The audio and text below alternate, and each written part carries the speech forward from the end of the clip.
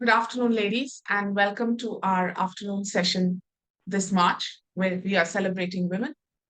Happy Investor has always been at the forefront of spreading awareness among investors, and especially we take it as our task to improve the financial literacy among women within our circles and outside. So, some of you are our clients already, some of you are those who are joining us for the first time.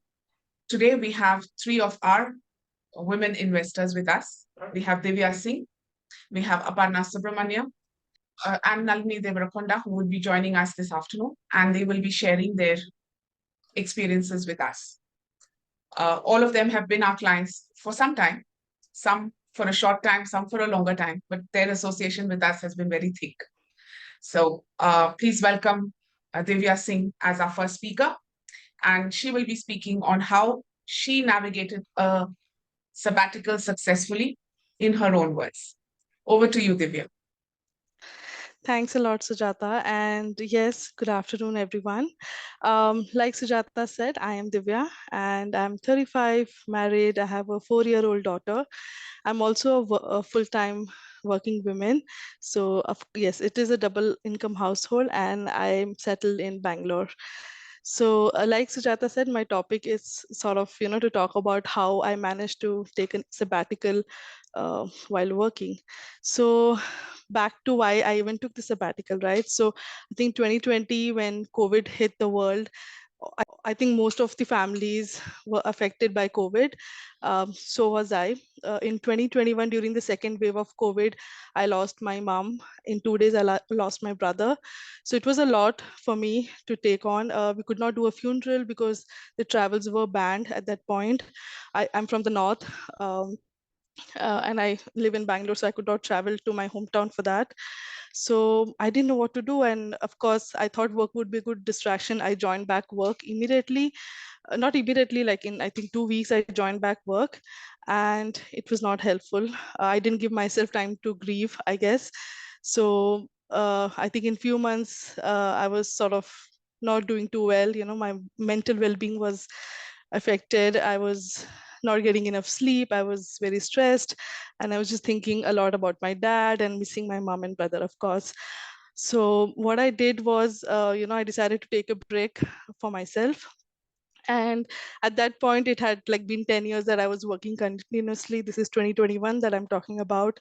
So just even the thought of taking a break was, was a scary bit, because that whole financial independence, all of that, right? So it was a bit difficult decision for me to even take a break and just give myself some grace and some time to heal. Was a bit difficult, but I'll tell you how I got to that.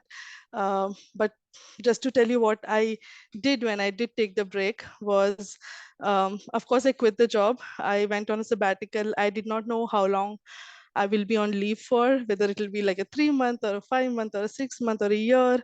I didn't know that, but I just quit my job. Um, shifted my focus to my well-being, and also, of course, what I wanted to do next whenever I'm ready to work. But more importantly, I wanted to spend time with my father and with my little daughter. I mean, she was 2 years, 1.5 years at that point. And how I did that, right? So first of all, in 2020, this is a year before my loss due to COVID. My daughter was born, and we were just, me and my husband were going through, newspapers, because we are from communications and PR industry, and we came across this article where Happy Investors and the page, were listed, and there was a quote from the page, and we started researching a bit about him and the firm and the company, and then we decided to meet them. So we did reach out to, at that point, the page, and we started working with Happy Investors in 2020. So in 2021, when I decided to go on this sabbatical, the first thing I did was, reach out to Sujata, who is our point of contact, and she's great, right? So she did not even ask anything, because she knew, and of course, I think everybody understands that we all need break at some point. So when I reached out to her, she made sure that we had enough sufficient emergency funds to back up when I was away and when I was on break. Um, all the investments that we've done through Happy Investors, were on flexible plans, which meant that I could pause them and restart whenever I was ready to, come back to workforce. And finally, most importantly, both, I mean, Sujata and Happy, I think these guys made sure, we had our own personal health and life insurance, and we were not dependent only on the insurance given by the company that we worked for. So that fear was also not there. If I needed, if I had some medical bills and all that, everything was, basically covered if I was quitting. And most importantly of all was that like I said earlier, the decision to take a sabbatical, to take a break, and not at that point knowing when I will join back, itself was stressful enough. But I wanted to dedicate all my energies to what I wanted to do for my well-being, for my father, all of that. So this whole process of being financially ready to be able to take that sabbatical was extremely seamless, extremely quick, of course, stress-free, like I said. So thanks to Happy Investor for that. And I also want to, like, so of course, Sujata is my, daily on point person, but everybody in Happy Investor has been super quick. They respond whenever we want, like whenever we have something, they quickly respond to it. So just want to say that just by being with them for these last 3-4 years, all our financial decisions, one of the major ones for me personally was taking that sabbatical, was so stress free. And I think for all you ladies out there, if you are working and if you are looking to take that break, you should definitely work with a professional like Happy Investors. So I do have 3 messages for you, to end my talk. First thing is, always plan the unplanned, which basically means that although nobody wants to fall sick and nobody wants to even talk about being hospitalized, make sure you have planned for everything that we usually don't, your insurances, your term policies, for your future, for your emergency funds, your travel funds, because you never know when you have to travel. It may be like an unplanned travel, right? So please plan the unplanned. Secondly, if you are not already very equipped and very knowledgeable about investments and how to take care of your money and how to grow your money, please outsource those things to people who have that skill, and trust the process. Trust those people, trust the process. Your money will work for you, right? So please outsource that skill if you don't already have that. And finally, whether you're working, whether you're a housemaker, whether you're a student, wherever phase of life you are in, please take some time out for yourself and focus on what's important. Could be your well-being, like it was for me. So thank you so much. Thanks. I'm glad that I was able to share my story with you all. I hope you have something to take back on. And yeah, thanks, Sujata, for inviting me, and back to you. Thanks, Divya, for sharing your story with us. I'm sure our guests for today would have learned a little bit from what you went through. And if anybody has any questions, you could drop them in the chat box and then we'll pass them on to Divya at the end of the session. So now I hope that was interesting for all of you. I have a couple of questions that some of our viewers have put in. So I shall pose them to our guests for today. And then, if necessary, I will also step in.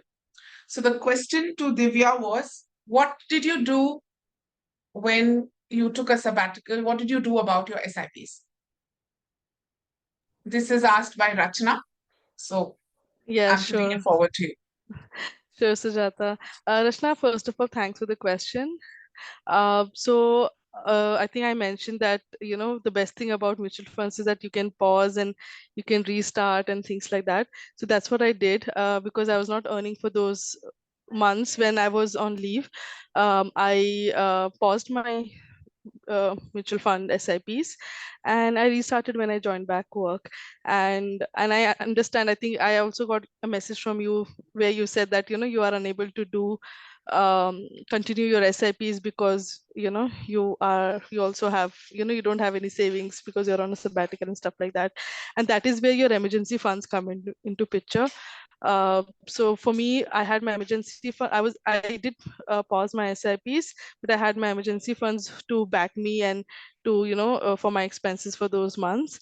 But at the same time, if you have like more emergency fund, you could continue your. It's completely up to you. You can even reduce the amount. For example, last 2 years back when we bought an apartment, we reduced our SIPs. There are various things that you could do with mutual fund. It gives that flexibility. And honestly, I mean, talk to Sujata. She's a better person to answer these questions. she knows what she did with my thing. So that's what I mean. Mutual funds, you have those flexibilities, and they are not locked, things like that. So yeah, I mean, I personally, I stopped my SIPs for that period of time. That's what I did. Yeah. So when one plans a sabbatical, one can always look into the plan and decide whether one needs to stop the SIP for that time, or one can keep that running based on the existing emergency corpus. So it's a flexible plan. It can be planned as per the person's requirement. Okay, so I hope that answered your question, Rachna. Any further questions from anybody else? For further queries, you can always reach out to us on our numbers here. I'm available on 96200 96201. Our office numbers are 9886198851. And thank you, everybody, for having spared your time to be with us here.